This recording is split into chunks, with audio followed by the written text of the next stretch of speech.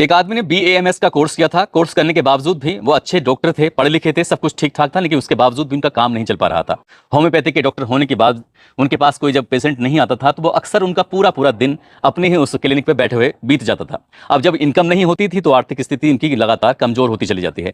वक्त जैसे जैसे आगे बढ़ रहा था वैसे वैसे स्थिति और डाउन हो जाती है, और जब घर में खर्चे के लिए पैसे नहीं होते थे तो उसके बाद वो अपने घर की कुछ जरूरत की जो चीजें होती थी, वस्तुएं होती थी, पत्नी के जेवर हो या फिर कुछ और सामान हो, उसको जाते थे और बाजार में बेचकर आ जाया करते थे। ऐसे करते करते वक्त आगे बढ़ रहा था और एक दिन वो अपनी साइकिल लेकर बाजार जाते हैं और अलग अलग लोगों से बातचीत करते हैं कि भाई मैं अपनी साइकिल को बेचना चाहता हूं, इसकी क्या कीमत लगेगी।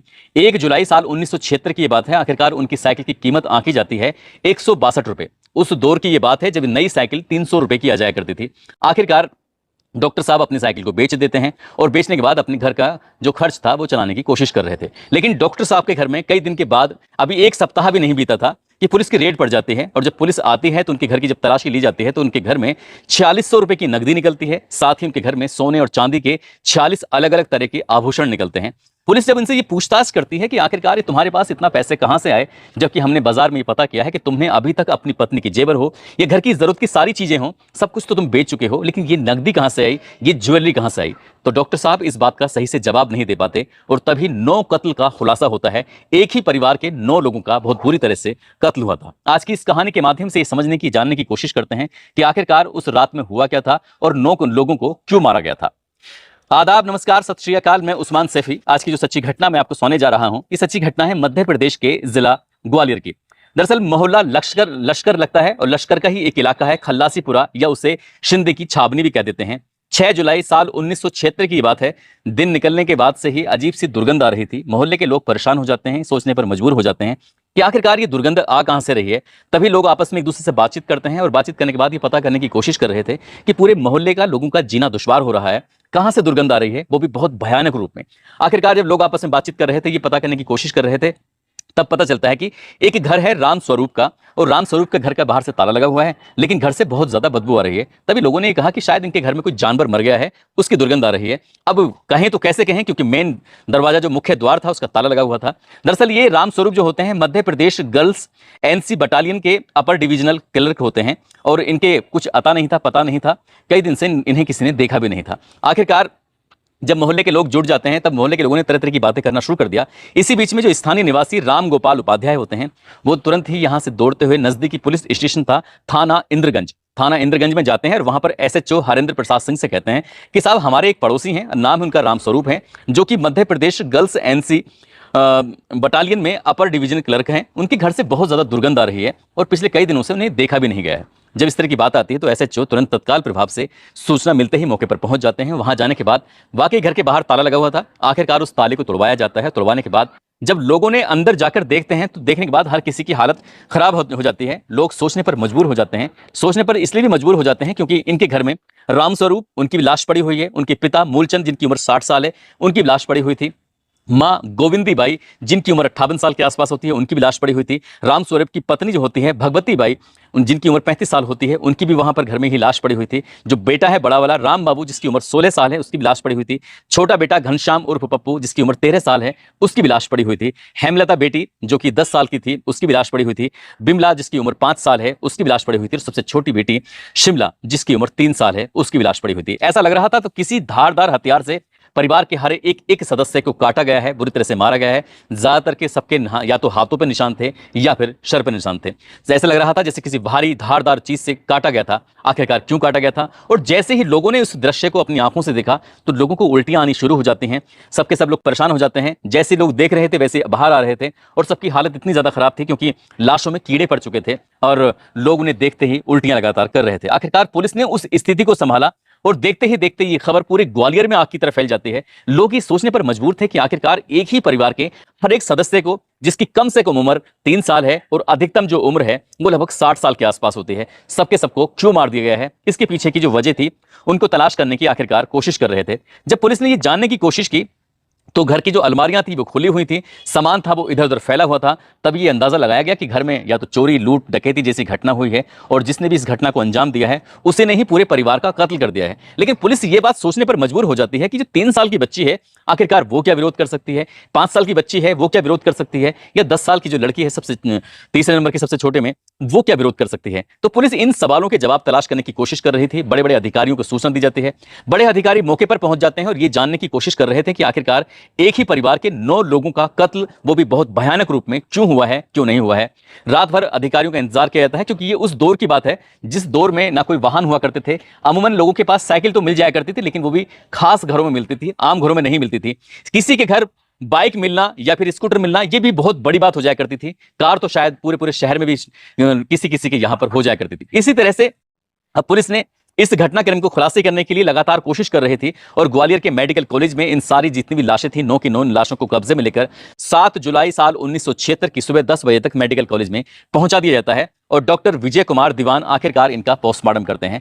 पोस्टमार्टम की रिपोर्ट से ही पता चलता है कि किसी धारदार हथियार से सर और हाथों पर मारने की कोशिश की गई है और ये कत्ल किसने किए हैं बस इसी की जानकारी जुटाई जा रही थी। पुलिस ने जब अपनी इस तरह से जांच पड़ताल करना शुरू किया है तो पता चलता है कि जो राम स्वरूप हैं दरअसल वो मोटरसाइकिल खरीदना चाहते थे।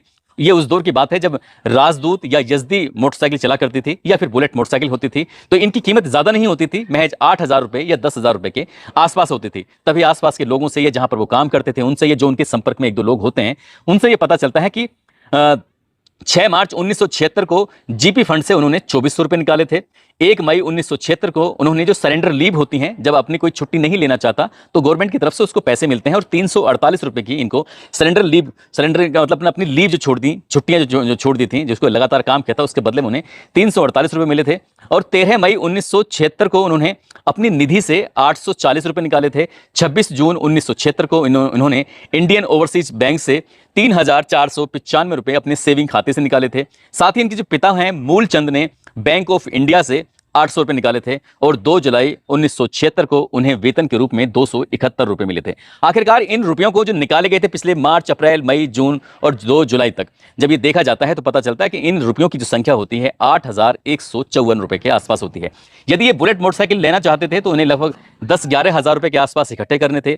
यदि इस 4-5 महीने के खर्चे के हिसाब से अगर हम बात करें तो इन 4-5 महीनों में अगर उनके कुछ 500 या 700 रुपए खर्च भी हुए होंगे तब भी इनके पास लगभग 7,500 रुपए के आसपास जरूर रहे होंगे और इन पैसों से आराम से यजदी मोटरसाइकिल और साथ ही राजदूत ये आराम से आ सकती थी। और जब ये आसपास के लोगों से ये पता चलता है पूछने पर, और जहां ये काम करते थे स्टाफ में, तो एक खुशी का अलग ही माहौल था।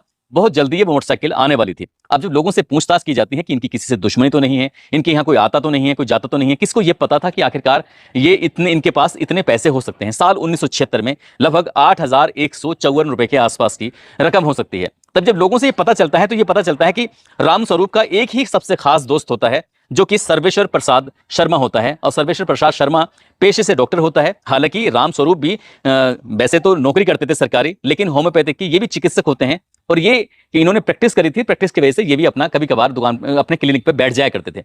अब ऐसी स्थिति में इन्होंने पुलिस ने जब जांच पड़ताल करना शुरू किया है तो सर्वेश्वर प्रसाद शर्मा और रामस्वरूप शर्मा की बहुत अच्छी दोस्ती थी। ये कभी भी यहां आ सकते थे, कभी भी जा सकते थे। पास में ही एक टेंपो चलाने वाला व्यक्ति होता है। उस व्यक्ति ने कहा कि साहब, मैंने ये जो डॉक्टर साहब थे सर्वेश्वर प्रसाद शर्मा जी, इनको मैंने 4 जुलाई 1976 की रात लगभग 8 बजे के आसपास उन्हीं के घर के, यानी कि रामस्वरूप के घर के ठीक सामने जो चबूतरा सा बना लेते हैं, उस चबूतरे पर मैंने बैठा हुआ देखा था।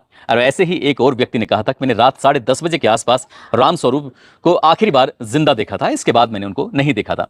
पुलिस ने आखिरकार, पुलिस के लिए सबसे प्राइम सस्पेक्ट कोई और नहीं था बल्कि सर्वेश्वर प्रसाद शर्मा होता है। और जब उसकी गिरफ्तारी के लिए जब दबिश दी जाती है, उसको ढूंढा जाता है, तो वो गिरफ्तार भी हो जाता है और पता चलता है कि उसके घर से 4,600 रुपए नगद मिल जाते हैं, सोने की मोहर, कलाई की घड़ी मिल जाती है, सोने की अंगूठियां, चांदी के जेवर। इस तरह से जब गिनती की जाती है तो पता चलता है कि उनके यहाँ लगभग 40 आभूषण होते हैं। अब यहाँ जब पुलिस ने ये और भी जांच पड़ताल करना शुरू किया है तो पता चलता है कि ये आदमी जब साल 1971 में इसकी शादी होती है, शादी के बाद से ही परेशान रहता है, इसका काम धंधा चल नहीं रहा था। हालांकि उसने BA MS का कोर्स किया हुआ था, डॉक्टर था और अच्छी जानकारी भी रखता था, लेकिन फिर भी इसके पास ज्यादा पेशेंट आते नहीं थे, मरीज आते नहीं थे, उसकी वजह से इनकम हो नहीं रही थी। और धीरे धीरे करके उसने अपने घर का जो सामान था उसको बेचना शुरू कर देता है। अपने घर की जो संपत्ति थी उसको तक गिरवी रख देता है, जो घर के सामान थे, पत्नी के जेवर वगैरह। आगे वक्त बढ़ रहा था, इस हिसाब से उसके पास ज्यादा कुछ था नहीं, और उसी के घर में जब इतना पैसा मिलता है, ज्वेलरी मिलती है, तो पुलिस ने ये जानने की कोशिश की कि आखिरकार तुम्हारे पास ये सब इतना पैसा कहां से आया। तो उसका वो सटीक से आंसर नहीं दे पाया था। पुलिस की पड़ताल में, पुलिस की जांच में जब कोर्ट में चार्जशीट लगती है तो उसके बाद ये पता चलता है कि 4 और 5 जुलाई 1976 की रात की ये बात है। दोनों ने आराम से बैठकर संग शराब पी थी, और जब शराब के नशे में हो जाते हैं तो शायद इसी बीच में राम स्वरूप ने खुशी खुशी ये जाहिर किया था कि वो बहुत जल्दी एक नई मोटरसाइकिल खरीदने वाला है। उसके पास कुछ पैसे का इंतजाम हो गया है, कुछ पैसे और होने हैं। जैसे पूरे पैसे हो जाएंगे तुरंत वो नई मोटरसाइकिल खरीद के लेके आएगा। इसी बीच में इसने अपनी साइकिल की बिक्री की बात की थी, जिस साइकिल को ये 1 जुलाई 1976 को बाजार में बेच के आता है 162 रुपए की। और इसी बात पर शायद इनके बीच में कुछ कहा सुनी हुई होगी। इसने सबसे पहले उसकी पत्नी को मारा, पत्नी नहीं, उसको राम स्वरूप को मारा। उसके पैरों में जो कुल्हाड़ी मारता है तो वो नशे में तो था ही, बेहोशी जैसी हालत में था, लेकिन उसकी चीख निकलती है। जो उसकी पत्नी अपने पति के पास ही देखने के लिए आती है कि आखिरकार उसकी चीख क्यों निकली है। तो सबसे पहला जो कत्ल करता है, ये कत्ल करता है उसकी पत्नी भगवती बाई का। उसके बाद फिर उसका बेटा उस चीखों को सुन के आता है, फिर बेटे को मारता है, उसके बाद फिर दूसरे बेटे को मारता है, माता और पिता को मारता है, उसके बाद फिर 3 बेटियों को मारता है। इसी तरह से उसने एक एक करके 9 लोगों का कत्ल कर दिया था। पुलिस ने इस मामले की चार्जशीट अदालत में पेश की, और अदालत से फिर फैसला आता है 31 जनवरी 1977 को। और जो पूरे दोनों जो वकील होते हैं, बचाव पक्ष का और जो विरोधी पक्ष का होता है, दोनों ही जिरह करते हैं, अपने अपने तरीके से इसमें अपना पक्ष रख रहे थे ताकि ये बता सकें। तभी पता चलता है कि कोर्ट ने इस मामले में इस परिस्थितिजन्य साक्ष्यों के आधार पर जो ये व्यक्ति होता है सर्वेश्वर प्रसाद शर्मा को ताजा राते हिंद दफा 302 के तहत सजाए मौत का हुक्म सुनाती है। और वो कहती है कि तब तक इस व्यक्ति को फांसी के फंदे पर लटका कर रखा जाए जब तक कि इसके प्राण न निकल जाएं। बस इतना था। उसके बाद पूरे इलाके, पूरे प्रदेश भर में इस घटना की जानकारी लोगों में धीरे धीरे फैल रही थी, क्योंकि उस वक्त दौर ऐसा था जैसे आज का दौर नहीं है, सोशल मीडिया का आज का दौर चल रहा है। उस वक्त अखबारों के माध्यम से ही सूचनाएं जाया करती थी, वाहन भी इतना नहीं होते थे। लेकिन जैसे जैसे लोगों को पता चल रहा था कि एक डॉक्टर ने अपने ही खास दोस्त के पूरे परिवार को मौत के घाट उतार दिया है, तो लोगों को यकीन नहीं हो रहा था। आखिरकार मामले की सुनवाई फिर हाई कोर्ट में होती है। हाई कोर्ट निचली अदालत के फैसले को बरकरार रखती है। मामला फिर सुप्रीम कोर्ट में जाता है, और सुप्रीम कोर्ट में इनकी अपील को खारिज कर दिया जाता है। यानी कि हाई कोर्ट का जो फैसला था उस फैसले को बरकरार रखा जाता है कि डॉक्टर साहब को सजाए मौत का ही हुक्म सुनाया गया था। हमने इस कहानी के और भी अगले पार्ट के बारे में जानने की कोशिश की कि क्या वाकई डॉक्टर साहब को फांसी हुई थी या नहीं हुई थी। आज़ादी से लेकर आज तक जितने लोगों को फांसी दी गई थी उसमें डॉक्टर सर्वेश्वर प्रसाद शर्मा का नाम शामिल नहीं था। और मैंने और भी कुछ जानकारी जुटाने की कोशिश की तो ये भी नहीं पता चलता है कि उनकी मौत जेल के अंदर ही होती है या जेल के बाहर होती है, या राष्ट्रपति के यहाँ अपील करके उनके कुछ मदद हो जाती है, क्षमादान कुछ हेल्प मिल जाती है। इसके बारे में तो कुछ पता नहीं। लेकिन ग्वालियर के लोग इस कहानी को जरूर सुन रहे होंगे। मैं उनसे अपील जरूर करूंगा कि अगर सर्वेश्वर प्रसाद शर्मा के बारे में कोई भी जानकारी हो तो हमें कमेंट के माध्यम से उसे अपडेट करने की कोशिश जरूर करें। और इस कहानी में और क्या तथ्य हो सकते हैं जो हम नहीं पकड़ पाए, हम नहीं पहुंच पाए, तो वो भी बताने की कोशिश करें। दोस्तों, इस पूरे घटनाक्रम को सुनाने का उद्देश्य किसी को परेशान करना नहीं है, किसी का दिल दुखाना नहीं है, बल्कि आपको जागरूक करना है, आपको सचेत करना है। और इतिहास के पन्नों में जब हम झांक के देखते हैं तो पता चलता है कि एक ही घर के 9 सदस्यों की एक 12वीं हत्या इसलिए कर दी जाती है क्योंकि एक दोस्त बहुत गरीब होता है और दूसरा दोस्त जिसकी स्थिति कुछ ठीक थी वो पैसे से बाइक खरीदना चाहता है। आप सब लोग अपना ख्याल रखें, सुरक्षित रहें। जय हिंद, जय भारत।